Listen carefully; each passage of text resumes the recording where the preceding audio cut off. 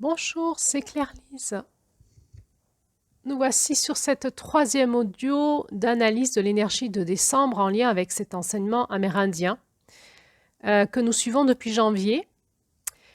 Sur cet audio, on va se pencher un peu plus sur la couleur et la lumière de décembre, comme enseigné par ces femmes amérindiennes dans ce livre qui s'appelle Les 13 mères originelles, donc cet enseignement ancestral qui était une transmission orale des femmes amérindiennes qui nous a été transmis depuis une trentaine d'années par écrit. Et ce livre, donc, relie des contes en lien avec les mois de l'année et tout un tas d'initiations mystérieuses, cachées, puissantes. Et entre autres, ces femmes amérindiennes reliaient les mois de l'année à des couleurs. Alors, c'était les Sénécas c'était les Sénécas qui avaient reçu cette initiation. Alors, le mystère des couleurs, de ces couleurs, chaque mois est relié à une couleur, c'est vraiment un vrai mystère parce que ça correspond à rien que l'on connaît de logique, ni à l'arc-en-ciel, ni aux couleurs des chakras, ni à quelque chose de physique ou d'astrophysique. Voilà, je me suis beaucoup penchée sur ce mystère et j'en ai aussi parlé à un astrophysicien. J'en ai parlé à des scientifiques. Pour l'instant, il n'y a rien qui ressort euh, de logique ou de scientifique. Alors, c'est un enseignement spirituel. Ce sont les femmes Sénéca qui avaient reçu ça. On sait que les spiritualités anciennes étaient connectées à des fréquences, d'ailleurs, et qu'elles étaient porteuses d'une sagesse. Et donc, cette roue des Sénéca qui nous transmet la roue des couleurs, nous transmet un mystère qu'il est difficile de percer avec notre niveau de conscience. Eh bien, moi, je suis curieuse, je me suis sentie appelée, donc je fouine. Je fouine un peu tout ça. Et pour l'instant, j'avance pas beaucoup, si ce n'est de vous dire qu'il y a une histoire de lumière blanche et lumière noire, que la lumière blanche se diffuse et la lumière noire se rétracte, que c'est la polarité masculine et féminine de la lumière. Donc on va retrouver ces deux polarités dans chaque couleur, parce que j'ai essayé de comprendre si c'était des couleurs du féminin qui étaient comme des couleurs qui se rétractaient, mais il semblerait que c'est une fausse piste. Alors, eh bien, comment on fait pour aller plus loin dans ce mystère des couleurs? Eh bien, chaque fois que c'est la pleine lune, je me cale sur la fréquence de ces rayons, aussi les anciens du peuple Sénéca, et je rentre en canalisation pour recevoir de l'information et comprendre un peu plus le mystère de ces couleurs. Alors, de mon côté, c'est pas très concluant, même si j'avance chaque mois, après chaque mois, j'ai une petite information supplémentaire. C'est pas très concluant parce que souvent, ce que ça me dit, c'est que j'ai pas l'intelligence qu'il faut pour comprendre. Donc, je suis pas prête, je suis pas assez grande, je suis pas assez mature pour comprendre tout ça. Et je comprends, à chaque fois, on me donne une petite info supplémentaire. C'est comme un jeu de pistes, mais alors, c'est pas, ça va pas vite, d'indice après indice.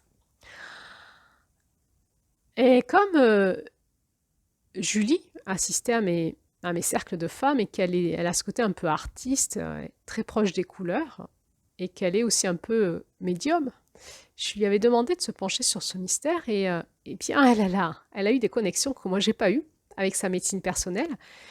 Et donc elle a pu faire des tableaux en canalisation. Elle faisait les tableaux en canalisation des fréquences, en lien toujours avec la lune, les enseignements amérindiens et ces fréquences-là très particulières. Elle se calait sur ces fréquences-là. Et en faisant des tableaux, elle avait des infos, puis elle a pu canaliser en même temps les textes des couleurs. Et donc, ça a donné ces textes qu'elle vous lit chaque mois et qui sont quand même bien mystérieux. Ça n'a rien de rationnel.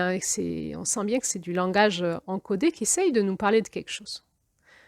Alors déjà, je suis ravie que Julie ait pu d'être en présence de Julie qui canalise ces textes, parce que moi, ça me fait avancer dans ce mystère dans lequel je ne pourrais pas avancer toute seule.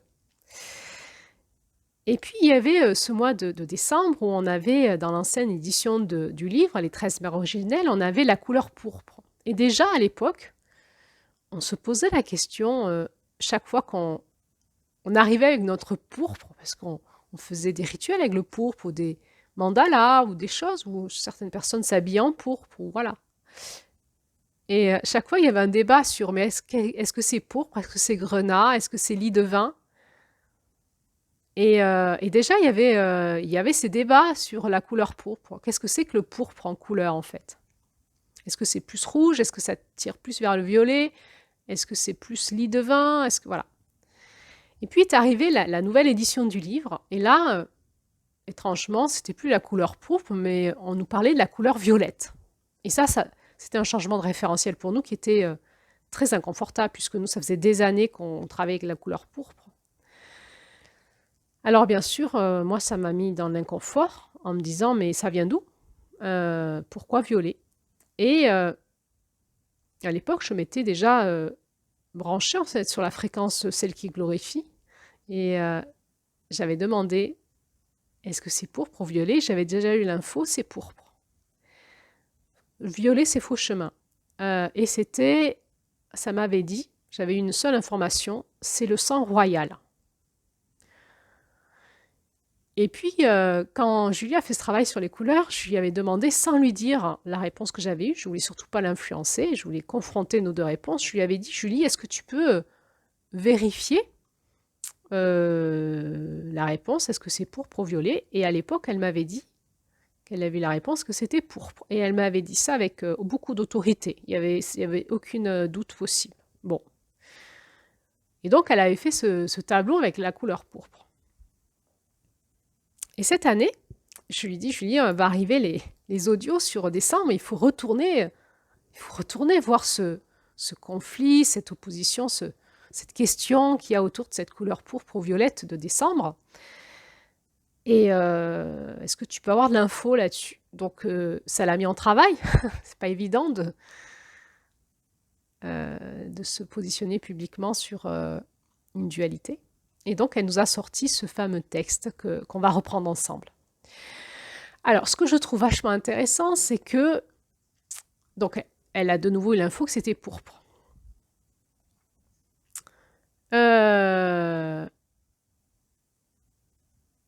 Donc, qu'est-ce que c'est qu'est pourpre? C'est la couleur à la lumière du mois de décembre en lien avec l'enseignement des Sénéca.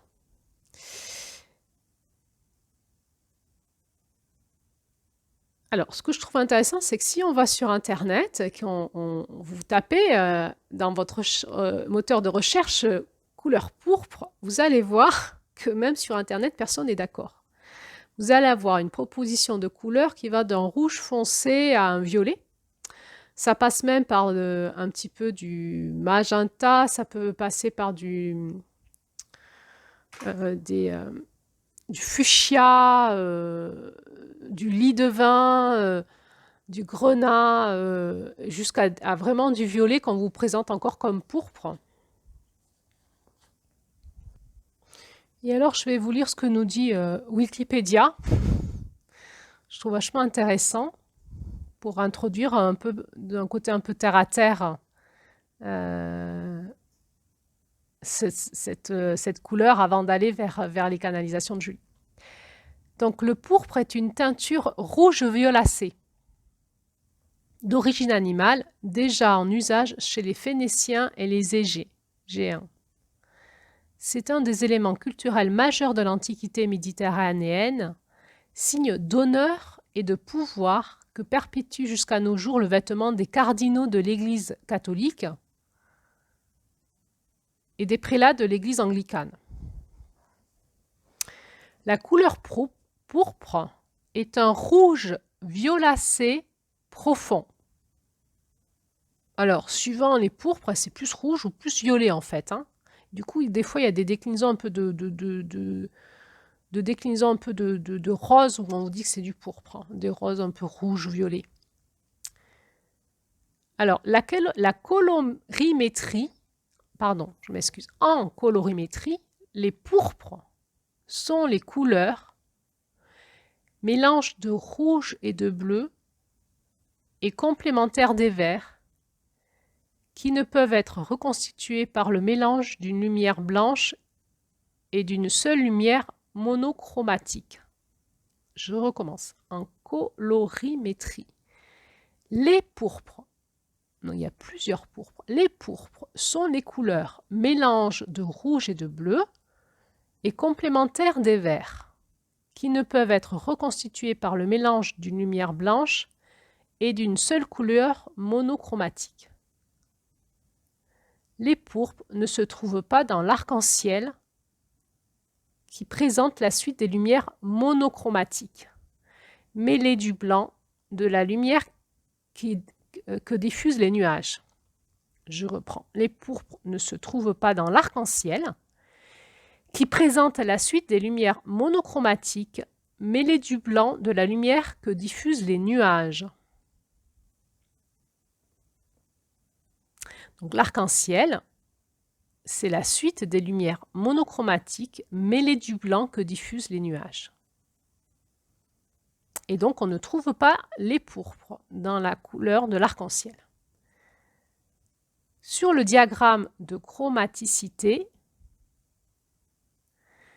la droite des pourpres relie le lieu des rouges monochromatiques avec celui des bleus monochromatiques. Sur le diagramme de chromaticité, là on est sur les couleurs, hein, la droite des pourpres relie le lieu des rouges monochromatiques avec celui des bleus monochromatiques. D'ordinaire, la langue française divise ce champ chromatique entre d'une part les violets, proches des bleus, et d'autre part les pourpres, proches des rouges. C'est intéressant, hein? Il y a vraiment quelque chose qui sépare les violets des rouges, et au milieu, les rouges, c'est plus proche des rouges. Les pourpres sont plus proches des rouges, et les violets plus proches des bleus. Je suis désolée parce que je suis peut-être pas claire quand je parle. Alors, il faut aller voir Wikipédia, taper couleur pourpre et vous allez tomber sur ce texte. Alors ensuite, à l'époque moderne, il nous est dit que la mode a utilisé largement les couleurs rose et mauve, correspondant à des pourpres ou à des violets lavés de blanc. Mais le pourpre profond restait inaccessible et les couleurs résistaient mal au lavage.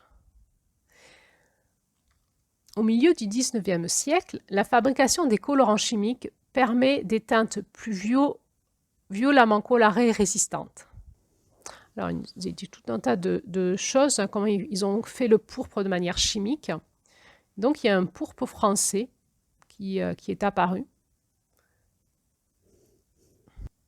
Et donc, au dernier tiers du siècle dernier, des colorants chimiques, pourpre profond, sont apparus dans toutes les nuances.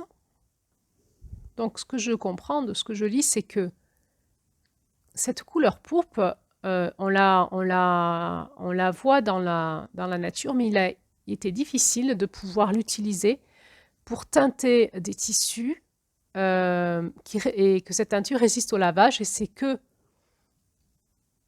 avec les teintures chimiques qu'ils ont pu faire ça.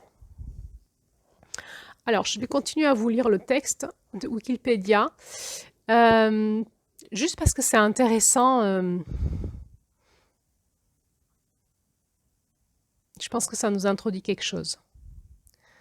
En colorimétrie, les pourpres sont les couleurs, mélange de rouge et de bleu et complémentaires des verts, qui ne peuvent être reconstitués par le mélange d'une lumière blanche et d'une seule lumière monochromatique.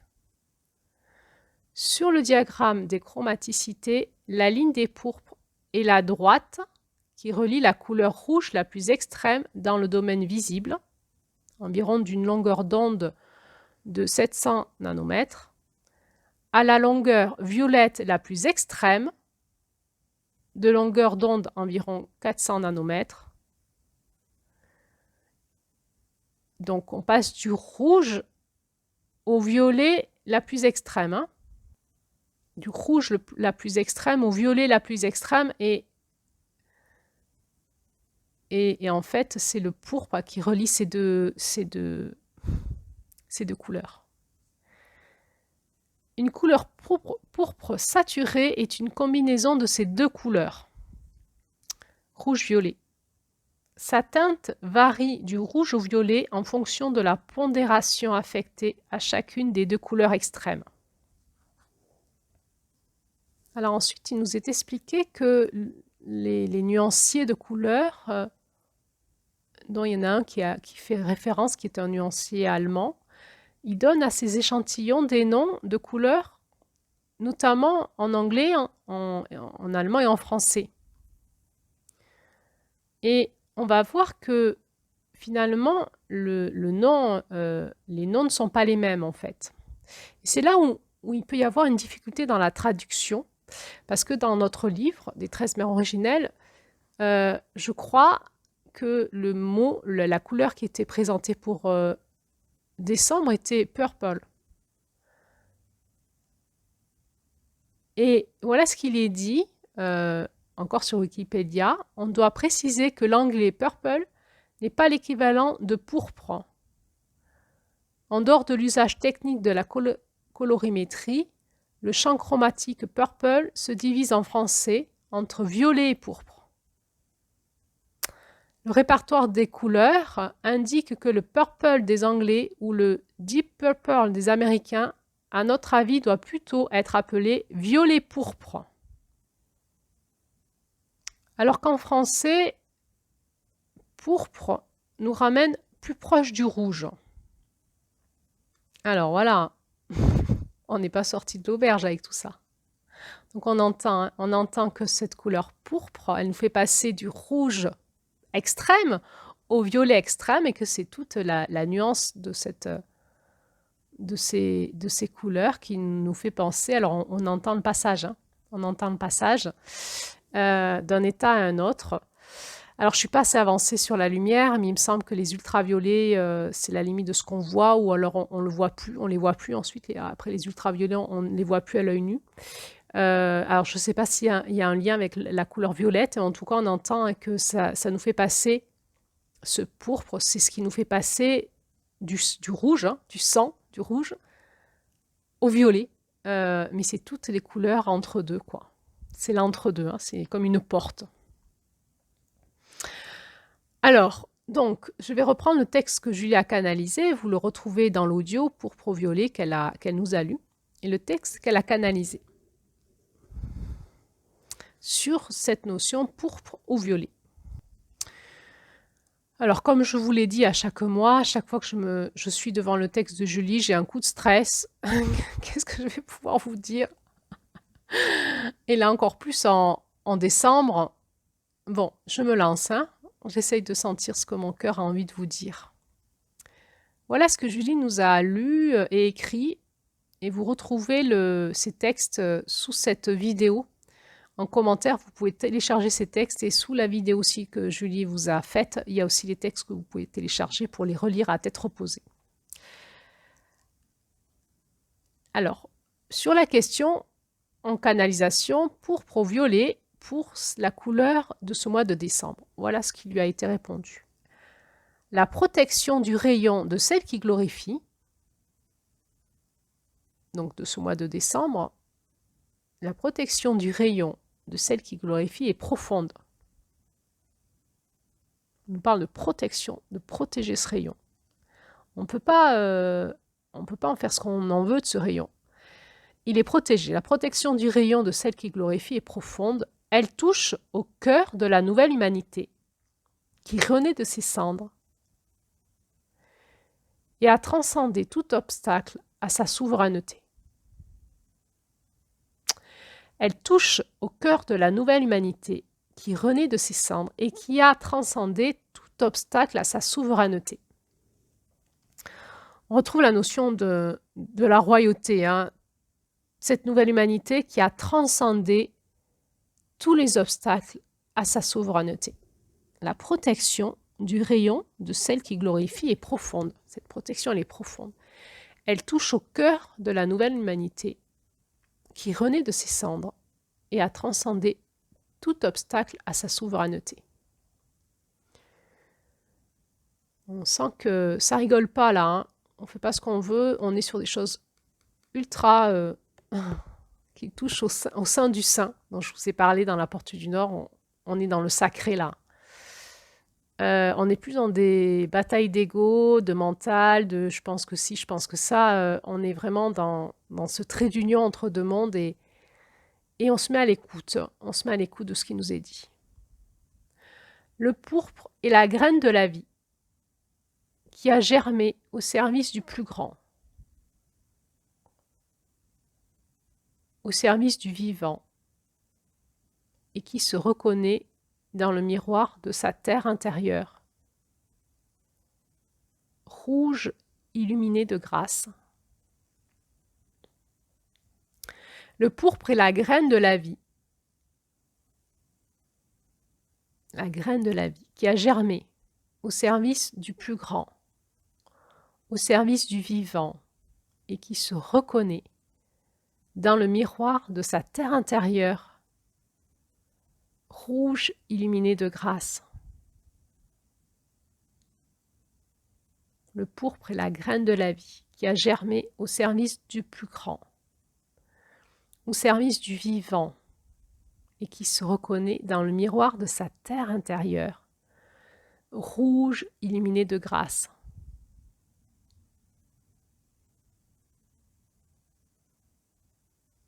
On est vraiment dans des fréquences qui s'élèvent, hein, au service du plus grand, au service du vivant, et qui se reconnaît dans le miroir de sa terre intérieure, rouge illuminé de grâce.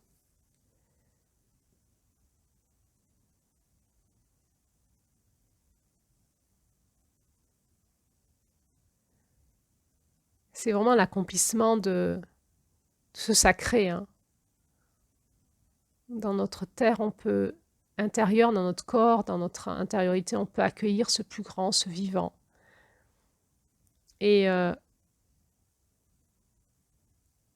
être illuminé de la grâce à l'intérieur de nous, dans cette conscience profonde en nous, dans notre humanité, dans notre terre intérieure. Le pourpre est en action seulement quand le cœur n'attend rien d'autre que ce qui est là. Le soutien dans la complétude, l'honneur dans la désuétude. Donc la désuétude, c'est ce qui est ancien, qui est archaïque, qui est vétuste. Sur Internet, il nous est marqué « état de cessation d'un usage, d'une habitude ». Se dit surtout en parlant des lois ou des règlements qu'on a cessé d'observer sans qu'ils n'aient été formellement révoqués. Donc, le pourpre est en action seulement quand le cœur n'attend rien d'autre que ce qui est là. Le soutien dans la complétude, l'honneur dans la désuétude.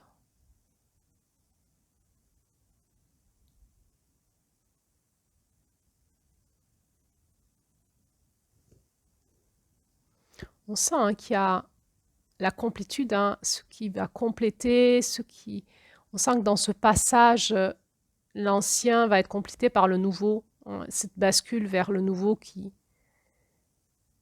et ce passage de relais, il n'y a rien qui est plus grand qu'autre chose, c'est le soutien dans la complétude et l'honneur dans la désuétude. C'est-à-dire on est en train de quitter l'ancien, c'est désuet, mais l'honneur est là, merci. La sagesse, l'honneur. Honorer les sages, les anciens. Le pourpre est en action seulement quand le cœur n'attend rien d'autre que ce qui est là. Le soutien dans la complétude, l'honneur dans la désuétude. Le pourpre n'est pas le violet, mais il le reflète comme un camarade marchant à ses côtés. Le pourpre est collégial et unitaire, éphémère et éternel. Alors, hein, le pourpre n'est pas le violet, mais il le reflète comme un camarade marchant à ses côtés. C'est vrai que dans le pourpre, on voit ces reflets de violet, hein.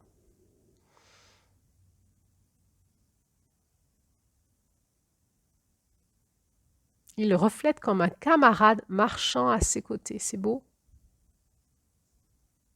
Il n'y a pas de dualité. C'est ni rouge ni violet, c'est pourpre. Et le pourpre et le violet sont comme deux camarades qui marchent à côté l'un de l'autre. Le pourpre est collégial et unitaire. On rentre dans les paradoxes. Il est donc collégial. Collégial, c'est ce qui a rapport à un collègue, ou exercé par un collègue, ou par un groupe de collègues. C'est quelque chose qui nous ramène au collectif, à la réflexion collective ou à l'action collective, qui réunit plusieurs professionnels de disciplines différentes. Alors sur Internet, il marque ça, la procédure collégiale permet de mener une réflexion collective réunissant plusieurs professionnels de disciplines différentes afin d'éviter que des situations d'obstination déraisonnable se produisent ou perdurent.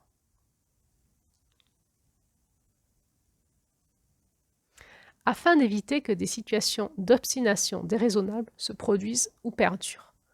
Donc la procédure collégiale permet de mener une réflexion collective réunissant plusieurs professionnels de disciplines différentes afin d'éviter que des situations d'obstination déraisonnable se produisent ou perdurent. Et donc on entend que ce pourpre, il est donc collégial, il rassemble différentes collègues, compagnons de route, mais qui ont des visions différentes. Et il est unitaire. Dans cette différence, il ramène à l'unité. Il est éphémère et éternel.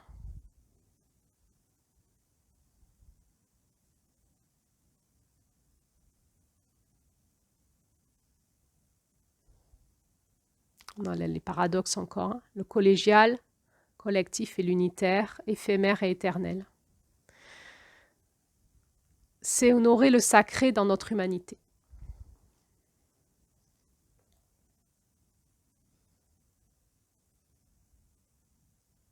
Pour vraiment nous amène dans la porte de notre sacré.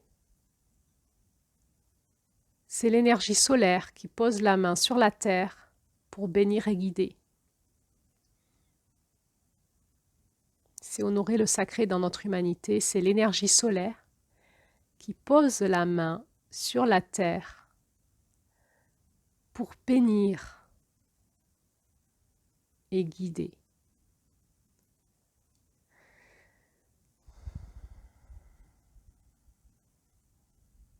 C'est l'énergie solaire qui pose la main sur la terre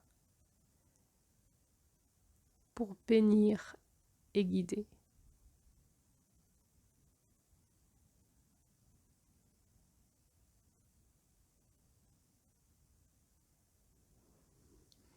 Alors c'est étrange parce que cette couleur propre nous est proposée à ce mois de décembre où justement l'énergie solaire est au plus bas.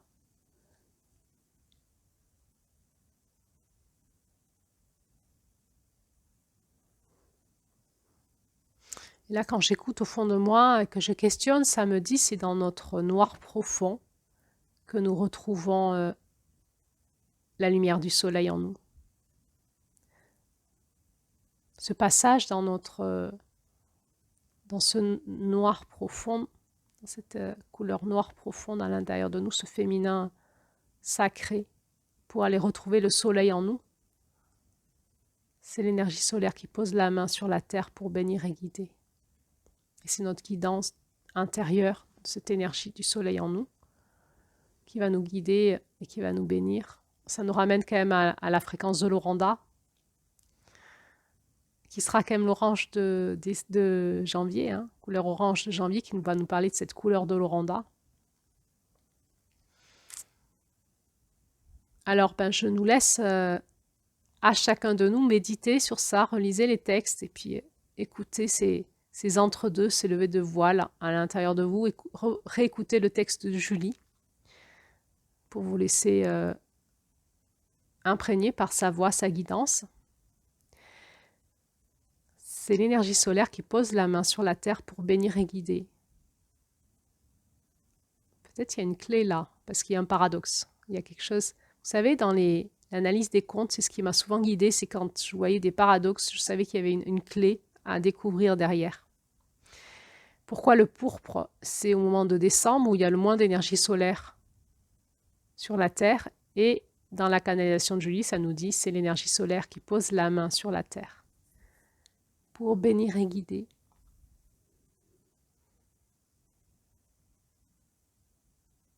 Et en moi, Sarah insiste, c'est en nous-mêmes qu'il faut la trouver, c'est pas à l'extérieur, c'est l'énergie solaire à l'intérieur de nous qu'il faut retrouver, dans ce noir profond.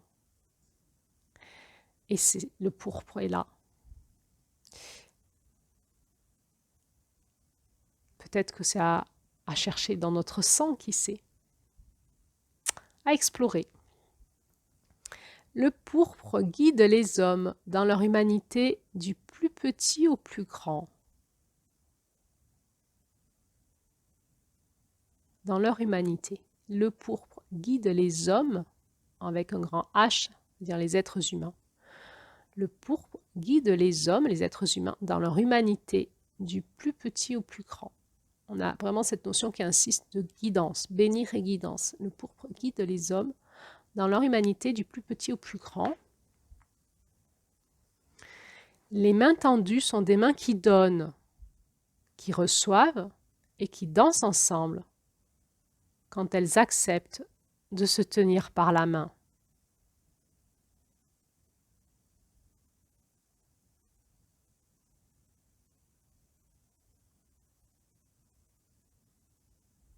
Il y a cette notion de complétude, d'unité, d'être ensemble, d'interdépendance. Mais tout ça relié à la couleur pourpre. Eh bien, voici un mystère encore à creuser. Les mains tendues sont des mains qui donnent, qui reçoivent et qui dansent ensemble quand elles acceptent de se tenir par la main. Bon, on est aussi vraiment à la notion de la célébration, de célébrer ensemble, hein, de la fête commune, d'arriver ensemble au même point. Pourquoi c'est relié à la couleur pourpre? Eh bien, ça restera un mystère pour moi, en tout cas aujourd'hui. Donc là, j'étais en train de lire ce texte que Julie a canalisé sur la question pourpre ou violet. C'était le texte pour ça. Peut-être que ce texte, en fait, il nous dit quoi? Il nous dit il n'y a pas de dualité à avoir. Finalement, on n'a pas dit rouge ou violet, pourpre ou violet, c'est une confusion en fait. C'est le pourpre, il est rouge et violet en même temps. Donc, c'est ensemble. C'est ni rouge ni violet, c'est pourpre, c'est toutes les couleurs qu'il y a entre le rouge et le violet. Par contre, ce n'est pas violet. On ne peut pas dire que c'est violet. Donc, c'est pourpre. Mais dans le pourpre, il y a du violet en tout cas. Et ça nous invite à sortir de la dualité, à être ensemble et à être dans l'unité et à danser ensemble et à danser entre notre rouge et notre violet quelque part, ce que j'entends. Hein, à danser les fréquences de ces couleurs, les explorer du rouge pourpre au pourpre violet.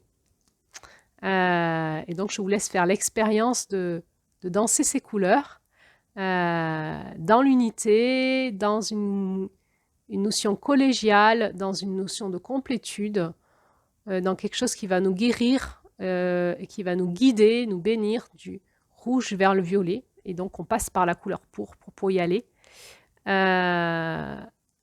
Voilà. Donc, merci à Julie pour cet énorme travail, cette très belle canalisation que je sens chaque fois que Julie nous propose un texte, je sens que vraiment cette fréquence qui est très puissante, qui est vraiment à portée de main à travers son texte, on sent la fréquence qui nous parle. C'est d'une telle puissance que toujours ça me bouscule, ça me touche et en même temps, je sais que c'est pas dans ma tête que je vais comprendre, c'est dans mon cœur, c'est dans l'écoute, c'est dans l'intégration.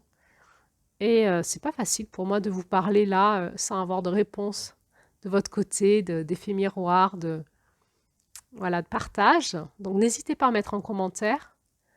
Et on va aller maintenant sur la couleur, le texte de la couleur et lumière pourpre en lien avec celle qui glorifie. Donc ce n'est plus la question pourpre ou violet, mais c'est vraiment, si on se plonge dans la couleur pourpre en lien avec ce conte, voilà ce que Julie a eu en canalisation. Allez, c'est parti, on va plonger dedans. Couleur et lumière pourpre, c'est la lumière essentielle au maintien de la vie. La lumière pourpre est le jonc et le joug. Alors là aussi, je suis allée sur Internet. Alors on ne dit pas jonc, jonc, jong, on dit jon. On ne prononce pas le C. Donc il y a plusieurs définitions, dont celle de cette herbe hein, qu'on voit dans les marécages. Donc qui est très flexible et qui croît donc dans les zones de l'eau, hein, dans les terrains très humides, et qui ne peut pas se briser. Ça c'est la Bible qui nous, c'est un passage biblique qui nous dit que le jonc se courbe et ne se brise pas. Ça peut être aussi un bracelet. Dans certaines cultures, le bracelet jonc est peut-être un symbole d'engagement, comme une alliance. Ça signifie la force et le courage. Ça signifie la force et le courage parce qu'il a une forme rigide et solide. Apparemment, c'est aussi une ficelle ou un fil plastique enrobé destiné à décorer ou à renforcer une tige de chaussure, un ouvrage de maroquinerie ou de sellerie, destiné à renforcer. Donc, maintenant, si on regarde le mot joug, hein, c'était donc une pièce de bois qu'on mettait sur la tête des bœufs pour les atteler. Et ça leur permettait de marcher ensemble au même rythme, dans la même direction, comme des jumeaux en fait, hein, comme des siamois. Et le joug, ça peut être aussi, donc, au sens figuré, définir une contrainte matérielle ou morale. Voilà, quelque chose qui pèse sur nos épaules et qui nous oblige à aller tous ensemble vers une même direction, un même rythme, une contrainte matérielle ou morale. Alors si on revient sur un terme plus spirituel, le joug, c'est généralement donc le symbole d'une tâche pénible à accomplir, de la soumission à un maître.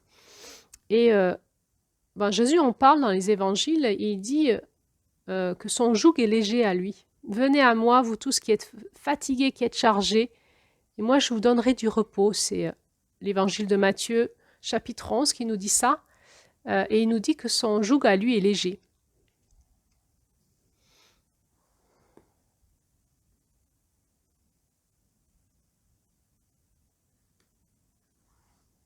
Donc on va revenir au texte de Julie. Couleur pourpre, couleur et lumière pourpre. Lumière pourpre, essentielle au maintien de la vie. La lumière pourpre est le jonc et le joug. Donc on entend qu'il y a une notion de quelque chose qui soutient, qui permet d'allier à deux, de soutenir et de faire avancer ensemble.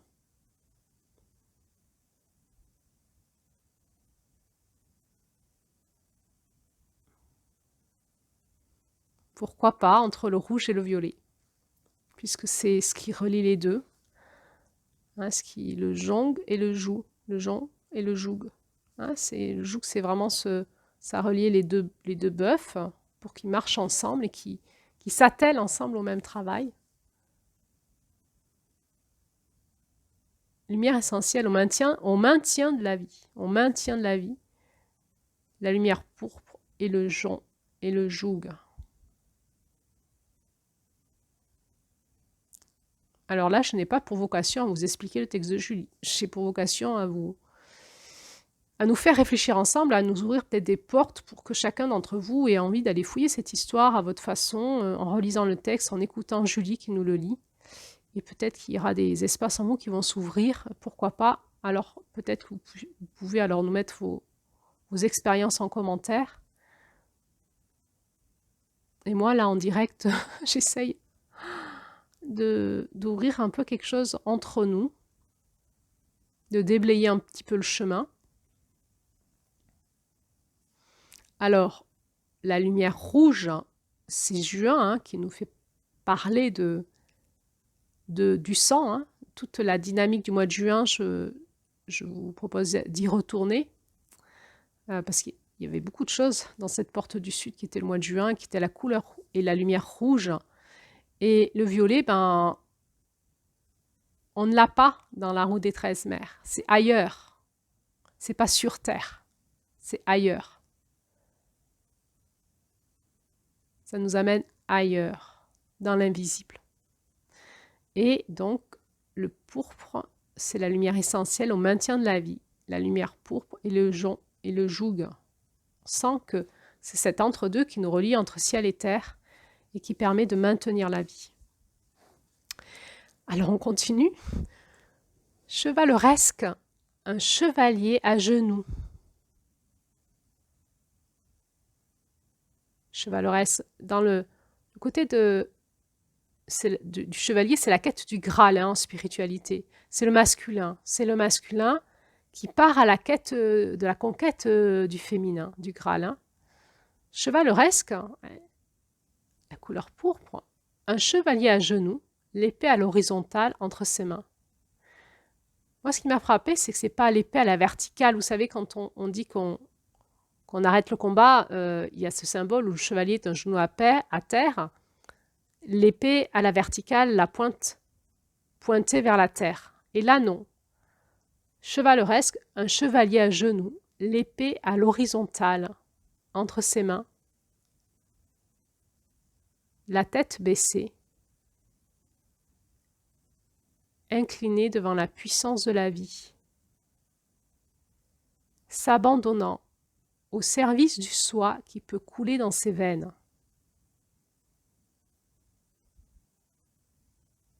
Chevaleresque, un chevalier à genoux, plus de combat, hein, à genoux, à terre, en allégeance. L'épée à l'horizontale entre ses mains.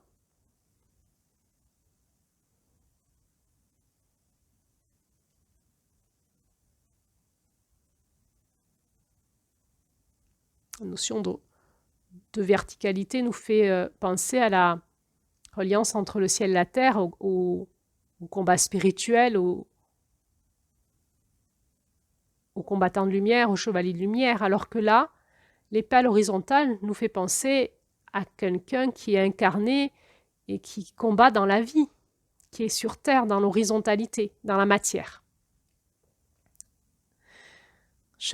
Chevaleresque, un chevalier à genoux, l'épée à l'horizontale entre ses mains,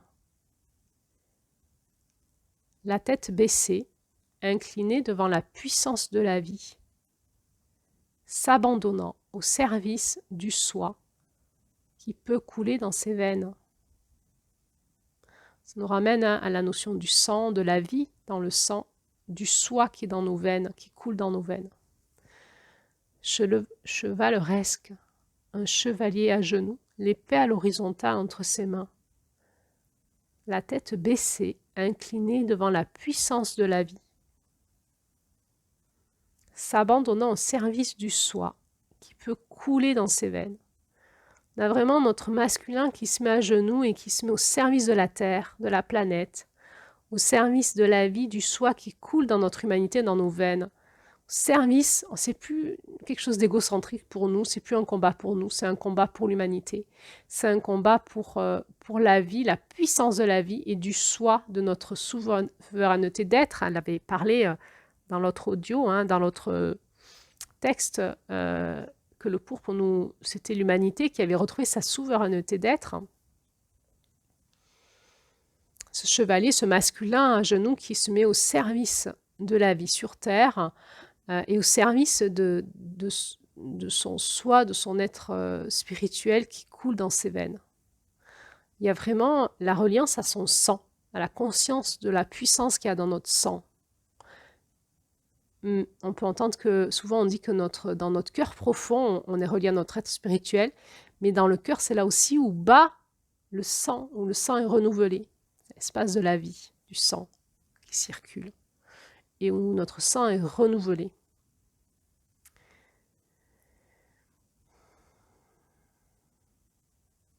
On sent la puissance de cette phrase. Hein.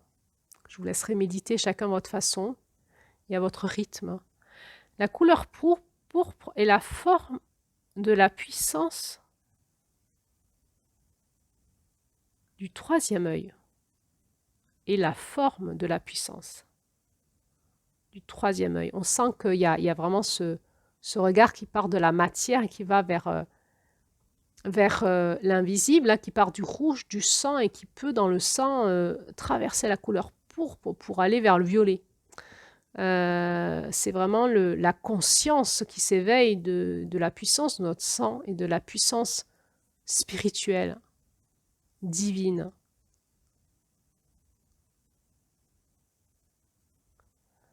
Le troisième œil étant l'union du masculin et du féminin, en conscience, d'unité, tournée vers la vision. Ça nous rajoute que cette conscience du troisième œil qu'on peut avoir dans cette couleur pourpre, c'est la forme de la puissance. C'est pas le troisième œil, c'est la forme de la puissance. La forme de la puissance du troisième œil. Et ça nous dit que le troisième œil, c'est l'union du masculin et du féminin en conscience, d'unité, tournée vers la vision.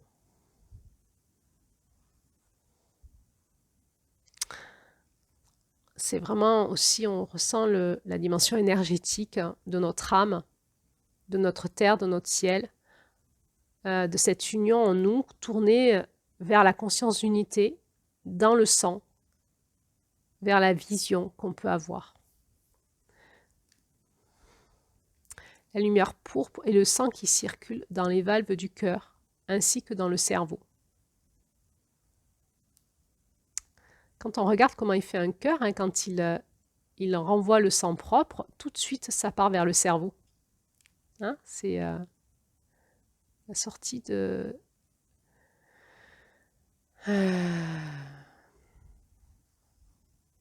du ventricule gauche. Et donc, ça va entre autres, ensuite par la carotide, remonter vers les artères cérébrales et aussi en bas, avec l'aorte, vers les artères des autres organes. La lumière pourpre est le sang qui circule dans les valves du cœur, ainsi que dans le cerveau.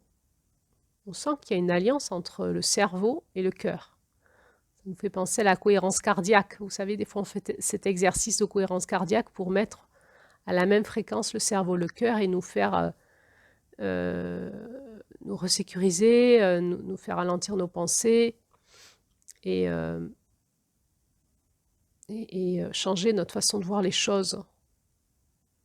Et souvent, on dit qu'il faut écouter son cœur, qu'il ne faut pas écouter son mental et que c'est comme si on pouvait mettre le cerveau dans le cœur. Et on entend que cette lumière rouge, elle met en syntonie par le sang ce cœur, ces valves, ce cœur qui bat, ces valves et le cerveau, dans cette intelligence du cœur, j'ai envie de dire. Un cerveau aimant, un cœur aimé, un corps qui descend. Un cerveau aimant, dans l'intelligence du cœur, dans le donner-recevoir, dans la conscience de la vie, être au service. Un cerveau apaisé, qui n'est plus dans la dualité, qui est dans l'unité du cœur. Un cerveau aimant, un cœur aimé, un cœur qui reçoit l'amour du grand mystère, l'amour du ciel, du soi, qui est relié à l'amour universel, l'amour inconditionnel de la terre et du ciel. Un corps qui descend avec un D majuscule, un corps qui descend. moi je l'entends, hein, cette incarnation de cette fréquence d'amour qui s'incarne dans le corps humain, ce corps qui se transforme et qui descend, il y a quelque chose de l'ordre de comme l'avènement d'un nouvel homme, une nouvelle conscience, dans le sens une conscience incarnée, un corps qui s'incarne, qui descend. C'est pas quelque chose qui tend vers le violet, c'est pas un corps qui se spiritualise et qui devient qui se désincarne, c'est l'inverse. C'est un corps qui s'incarne. Plus on est dans le pourpre, plus on va être au service de l'humanité, de la terre, de l'incarnation. Et cette spiritualité de la matière qui s'incarne dans le divin, c'est vraiment la fréquence de décembre, de ce féminin sacré qui transcende la matière en accueillant ce ciel en elle pour faire passer les fréquences du ciel sur la terre dans l'incarnation.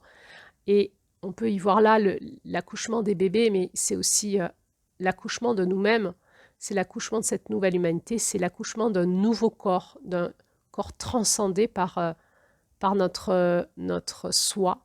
Et là, on entend que ce mystère de la couleur pourpre nous dit, ça va passer par la conscience spirituelle du sang, qui est un trait d'union entre le ciel et la terre.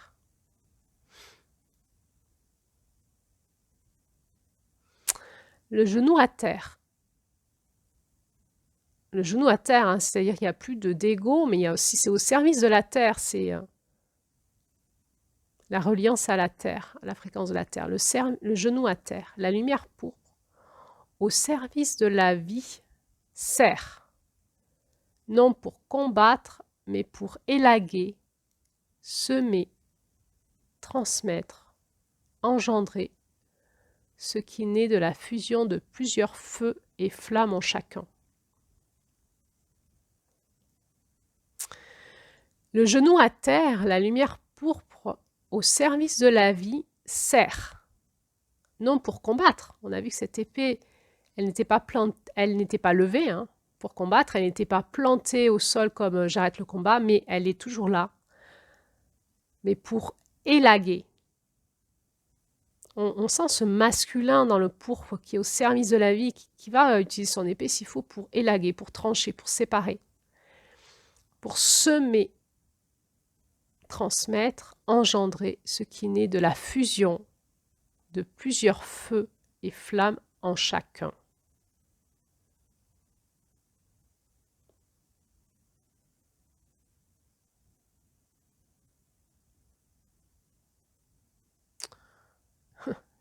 Je reste sans mots parce que j'ai les images, j'ai les sensations à moi, mais que dire de ça?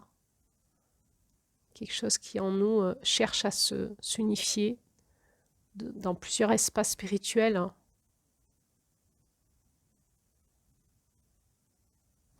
Et peut-être entre nous, je reviens à cette histoire des jumeaux, de ce couple, hein, quelque part, de ce couple sacré. En nous et peut-être entre nous, peut-être qu'il y a une fréquence qui nous parle de réunification entre nous, mais en nous.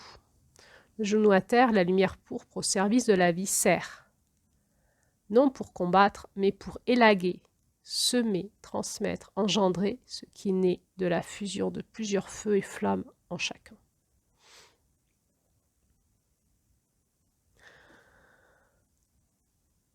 Alors, on arrive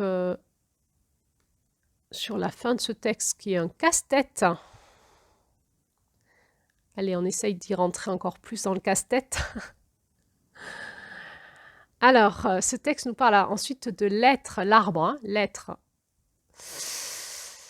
Alors, l'être montre comment un être, donc un être, comme un être humain, un être soi, peut descendre et monter à l'échelle pour se stabiliser.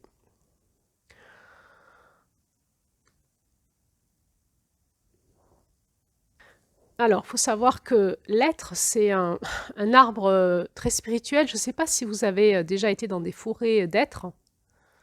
C'est très, très particulier l'énergie qu'il y a. C'est impressionnant, c'est saisissant. Ça nous élève l'âme hein, d'être dans une forêt d'être. Ce sont des arbres très, très droits, très, très hauts. Et on a l'impression qu'ils sont le portail d'autres mondes, parce que, enfin, en tout cas, moi, quand je suis dans une forêt d'être, je suis saisie d'écoute, de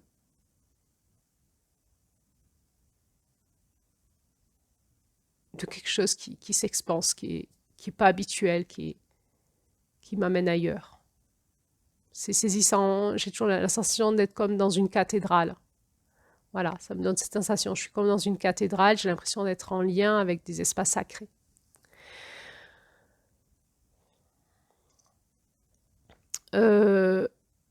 Ça a toujours été un être, enfin l'être a toujours été un arbre qui ont guidé les druides ou les prêtres, entre autres les prêtres grecs dans l'Antiquité.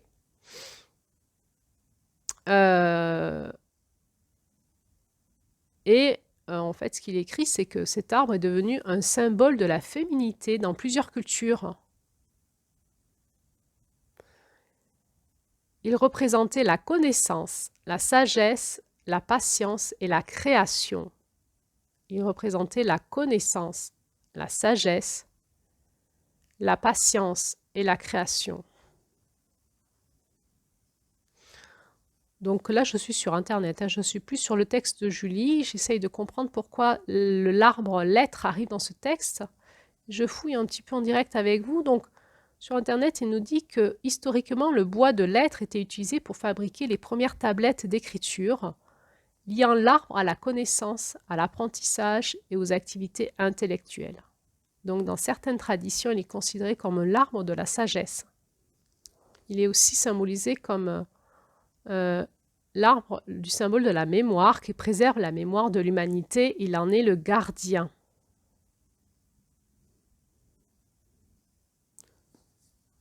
Sur notre site, il est marqué qu'il symbolise la paix, la fécondité, la longévité, la force, la victoire, la pureté, la fidélité, la prospérité.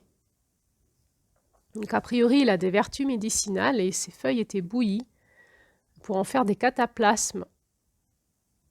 Et on utilisait les branches fourchues de l'être pour faire de la divination.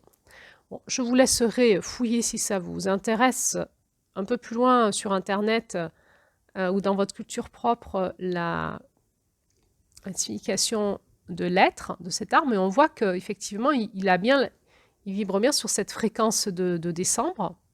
Donc, je reviens au texte de Julie. L'être montre comment un être humain, un être E-T-R-E, l'être montre comment un être peut descendre et monter à l'échelle pour se stabiliser. Encore une fois, là, ça me fait penser à de ce rouge à ce violet, à cette échelle des dégradés de couleurs, du rouge du sang de l'incarnation au violet au plus spirituel. Et donc, ce pourpre nous montre les dégradés, comme si on montait une échelle, et pour se stabiliser. Donc, j'imagine que quand je lis ça, je sens qu'on a tous à des moments, on va se stabiliser entre notre incarnation et notre spirituel. Ça me fait penser à cette recherche d'unité qu'on a parfois dans cette dualité entre notre être incarné et notre être spirituel. Parfois, on a du mal à se sentir unifié, soit on est spirituel, soit on est incarné, on ne peut pas être les deux en même temps. C'est comme si le pourpre, cette fréquence, ce fin de cycle, cette sagesse peut nous amener à nous stabiliser dans l'unité, dans cet entre-deux, un espace, soit un peu plus rouge, soit un peu plus violet, un espace en nous qui est où on peut trouver notre stabilité. Donc on peut monter et descendre comme sur une échelle, des fois être plus spirituel, des fois être plus dans l'incarnation, mais toujours dans les couleurs pourpres. Dans l'unité, le décembre, c'est la porte cette porte de l'éternité qui nous met en lien entre notre humanité et notre divinité, quelque part, notre espace du ciel. Et on peut monter ou descendre à l'échelle de ces variations de pourpre vers le rouge ou vers le violet pour nous stabiliser. Comme le H de cette hélice est imbriqué dans l'être muet, comment le H, donc le H de être, hein, parce qu'il y a un jeu de mots entre être, H-E-T-R-E, l'arbre, et l'être donc sans H, E-T-R-E. Je vous invite vraiment à reprendre le texte pour suivre, hein, parce qu'en audio, ça ne doit pas être simple. Vous l'avez en commentaire sous cet audio.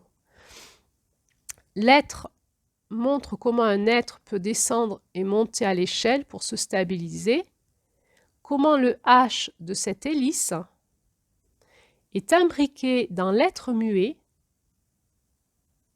et comment il précède et maintient. Donc on a l'impression que le H de l'arbre, hein, de l'être, c'est comme si on nous disait l'être qui est peut-être la reliance entre deux mondes, qui est le passage.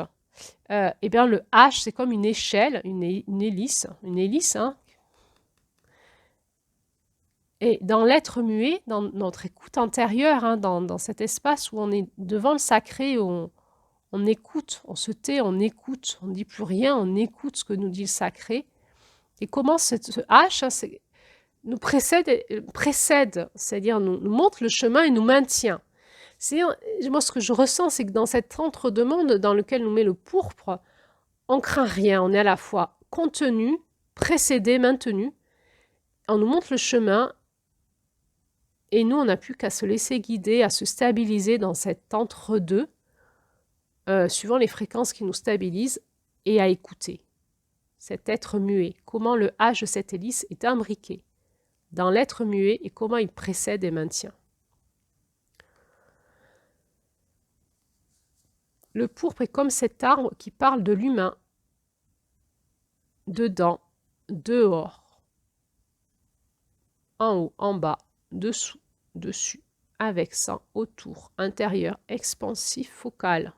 Donc on est vraiment sur toutes les opposés complémentaires, les paradoxes, toute la complexité de l'être humain. Le pourpre est comme cet arbre qui parle de l'humain. Dedans, dehors, en haut, en bas, dessous, dessus, avec, sans, autour, intérieur, expansif, focal. On imagine que cet arbre, il a des racines qui s'expansent avec ses feuillages en haut, qu'il est droit dans son tronc. Le pourpre est comme cet arbre qui parle de l'humain dedans, dehors, en bas, en haut, dessous, dessus, avec, sans, autour, intérieur, expansif, focal.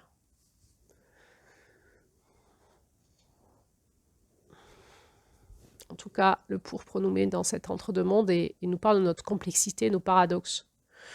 Et de se maintenir dans l'unité, dans cet entre-deux. Il n'y a plus de dualité, en fait, dans ces paradoxes. On est comme cet arbre. Et je vous laisserai méditer plus loin tout ça, parce que ça a l'air d'être très profond. Le pourpre est l'incarnation de la foi par l'épée. Cette épée, hein, qui ne combat plus pour combattre, mais en fait pour être au service de la vie, pour élaguer, pour semer, pour transmettre, engendrer ce qui naît de la fusion de plusieurs feux et flammes en chacun. Le pourpre est l'incarnation de la foi par l'épée. Vraiment cette notion de la foi du futur, qu'on voit le futur. Il y avait cette notion du masculin et du féminin qui est tourné à l'intérieur et qui voit le futur dans ce troisième œil et qui est au service de la vie sur Terre et qui va utiliser l'épée pour faire ce qu'il y a à faire, en fait. Non pour combattre, mais pour être au service de la vie. Le pourpre est l'incarnation de la foi par l'épée. Et alors arrive P, la lettre hébraïque vibre entre le pourpre de la couleur à sa lumière. Donc P, c'est une lettre hébraïque. Les lettres hébraïques, c'est quoi? Ça fait partie de la transmission de la Kabbale, qui est l'initiation orale juive, hébraïque juive, orale. Et où il nous est dit que chaque lettre, l'alphabet hébraïque représente toutes les fréquences vibratoires du divin et chaque lettre représente une fréquence du divin. Et là, il nous est parlé de la lettre P. Donc, je vais vous lire le texte en lien avec la lettre P, en lien avec cette fréquence-là. Juste après avoir fini ce texte de Julie, P, la lettre hébraïque, vibre entre le pourpre de la couleur à sa lumière. Vibre entre le pourpre de la couleur à sa lumière. La couleur, pour moi, c'est quelque chose qui est visible, qui est dans la matière. La lumière, plus on monte en fréquence, plus ça devient de la lumière et de la lumière invisible à nos yeux. P, la lettre hébraïque, vibre entre le pourpre de la couleur à sa lumière.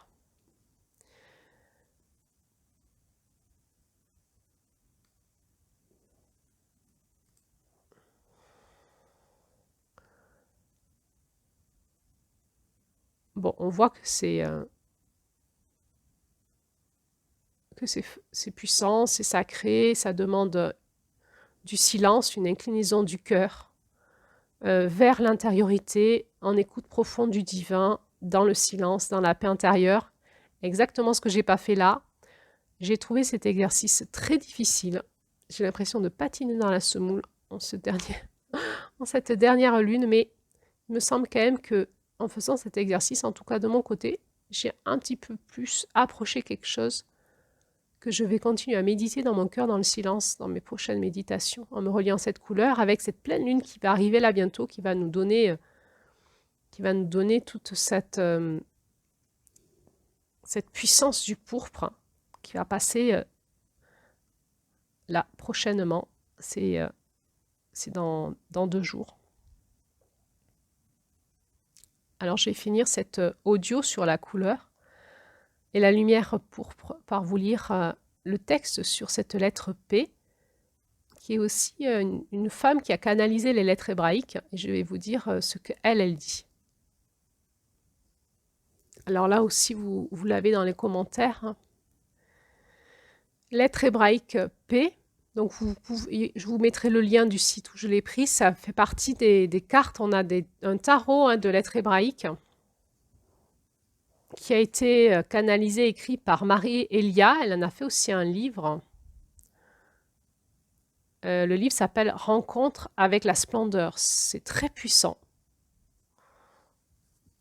C'est une canalisation très puissante et j'ai retrouvé sur Internet ces textes en fait, qui ont été repris. Donc, je vous mets le lien où ces textes ont été repris. Sinon, je vous invite, si vous êtes intéressé, à acheter le tarot des lettres hébraïques de Marie Elia et le livre « Rencontre avec la splendeur » qui reprend aussi ces canalisations. Alors, lettre hébraïque P. P, le verbe créateur. Valeur numérique 80. Planète Vénus. Signification, la bouche. Notion clé, quelque chose a besoin d'être exprimé. Attention à ce qui est dit, le verbe est créateur. Apprendre à écouter l'autre. Le chant libérateur. Alors voici le texte.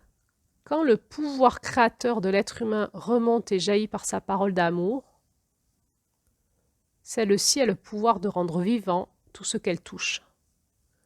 Quand le pouvoir créateur de l'être humain remonte et jaillit par sa parole d'amour, celle-ci a le pouvoir de rendre vivant tout ce qu'elle touche. Nous sommes faits à l'image de Dieu et nous pouvons ainsi réclamer notre héritage de lumière, dont fait partie l'immense pouvoir créateur du Verbe. Une parole prononcée en conscience est toujours agissante, jamais anodine et voyage plus loin que l'on pourrait le croire. Ce pouvoir est l'épée du chevalier à la quête du Saint Graal, le pouvoir de la parole créatrice, et l'épée du chevalier à la quête du Saint Graal. La voix humaine est un cadeau du ciel qu'il faut respecter et utiliser avec amour. P nous rappelle ce divin pouvoir. À travers un simple échange de mots dans la vie courante, professionnelle, familiale ou simplement chez un commerçant, existe aussi un échange d'énergie qui est une nouvelle occasion d'aimer, de poser un acte d'unité. La Terre, l'humanité et chacun de nous avons absolument besoin de ces actes simples qui rectifient tant de souffrances liées à l'égoïsme et la séparation. Une pensée positive, un pardon, une prière, un mantra sont bien plus puissants lorsqu'ils sont prononcés à voix haute. Il est à noter que le corps physique qui possède sa propre conscience intelligente n'entend que ce qui est dit à voix haute. Les paroles ont sur lui un grand impact, alors autant éviter d'exprimer tout des pensées de doute ou de découragement. Les cellules prennent tout au premier degré. Le chant a par lui-même un grand pouvoir guérisseur, car le corps résonne et vibre au son de la voix.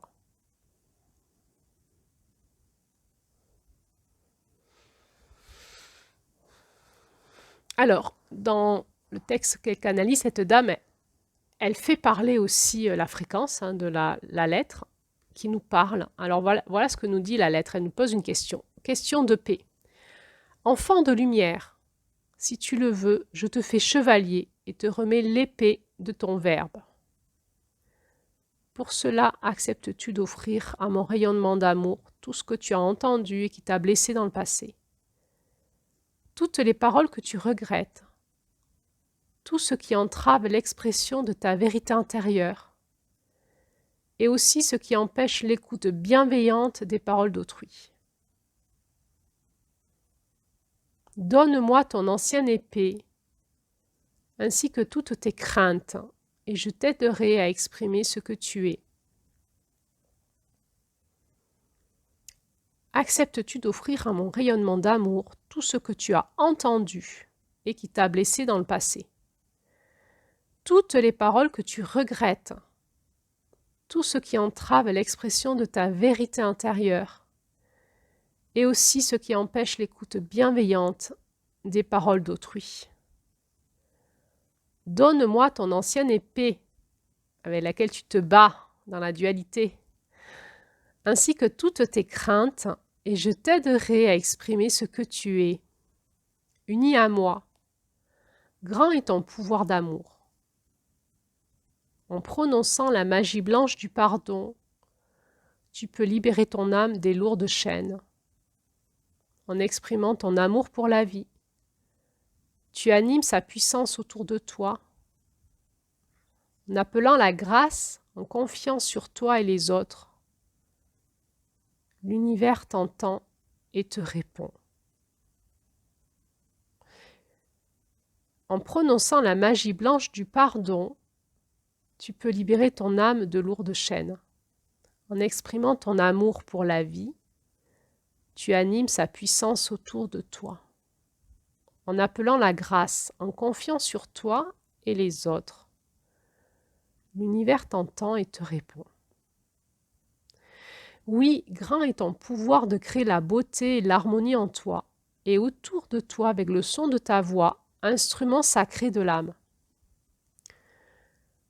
Je t'apprendrai à en découvrir les innombrables possibilités. Les mots simples peuvent tisser des liens de lumière. Chaque parole d'amour est une victoire de la vie. Même un murmure de toi est entendu par les étoiles.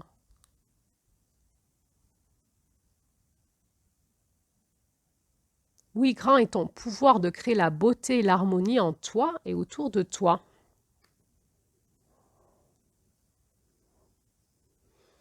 Avec le son de ta voix, instrument sacré de l'âme. Je t'apprendrai à en découvrir les innombrables possibilités. Les mots simples peuvent tisser des liens de lumière. Chaque parole d'amour est une victoire de la vie. Même un murmure de toi est entendu par les étoiles.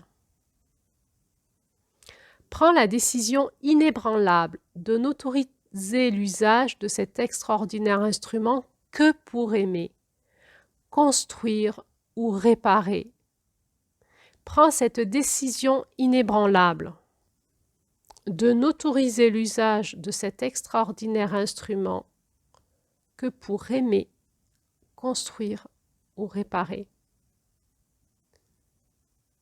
Viens, chère âme, lève donc ta nouvelle épée bien haut vers le soleil et laisse le chant joyeux de la vie monter en toi et animer tes jours. Viens, chère âme, lève donc ta nouvelle épée bien haut vers le soleil et laisse le chant joyeux de la vie monter en toi et animer tes jours.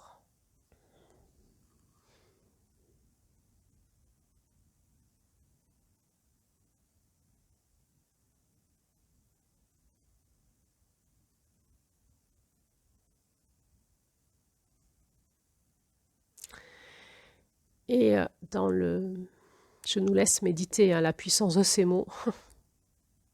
Faites des pauses, réécoutez, relisez, rentrez dedans en méditation. Faites-vous mien ces textes, mangez-les, méditez-les.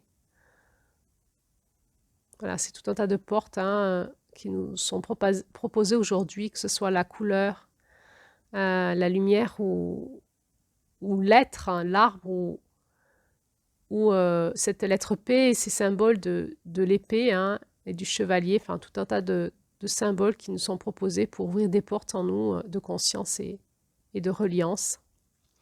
Et je vais finir par la 26 lettre de l'alphabet hébraïque qui s'appelle P final.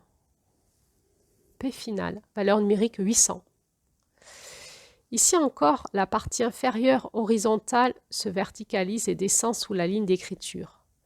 P final signifie que la puissance du verbe peut être entendue dans la matière la plus opaque, c'est-à-dire par les oreilles qui semblaient les plus fermées.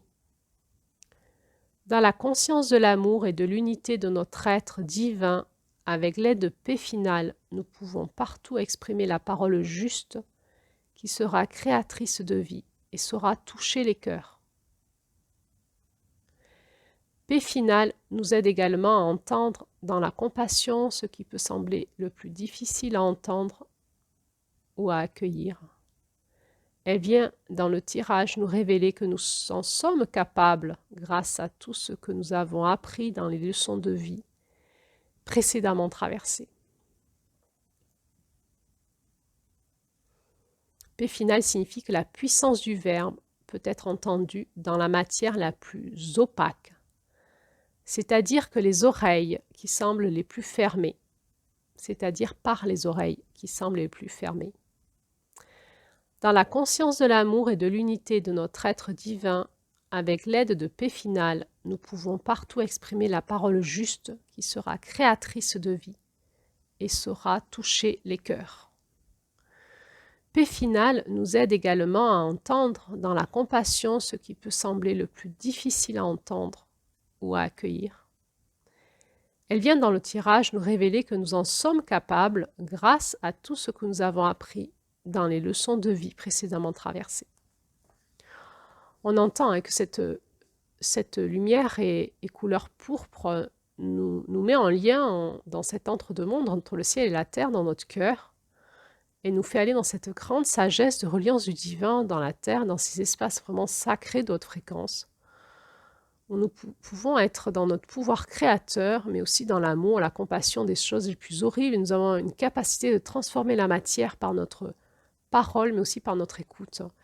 Et on entend combien cette couleur vient nous parler de cette fréquence du ciel qui vient transcender la matière et ça nous parle encore une fois de cette incarnation spirituelle dans la matière et de comment cette nouvelle humanité, probablement, c'est non plus le corps c'est le péché, mais c'est le corps c'est le divin, c'est l'espace où Dieu féconde, où Dieu se fait homme, où Dieu se fait femme, Dieu se fait chair. Et dans cette conscience de cette nouvelle humanité, nous pouvons incarner cette présence divine en nous. Alors, peut-être que nous avons la sensation que nous en sommes bien loin, peut-être que nous en sentons aussi un peu peut-être les prémices de cette nouvelle humanité. En tout cas, nous savons que nous sommes en chemin, que nous sommes actuellement en mutation, nous sommes comme alchimisés, comme modelés par ces nouvelles fréquences qui passent. Nous sommes probablement dans cette transition de cet entre-deux-mondes actuellement. Et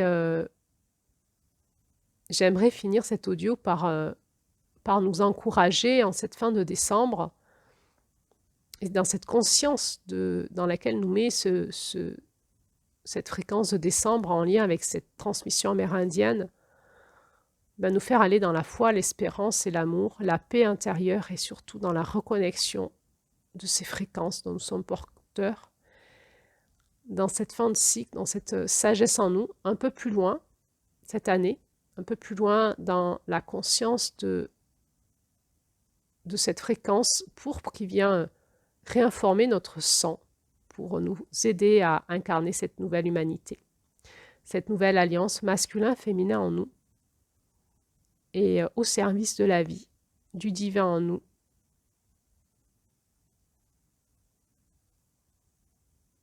Pour transcender la matière en nous et autour de nous.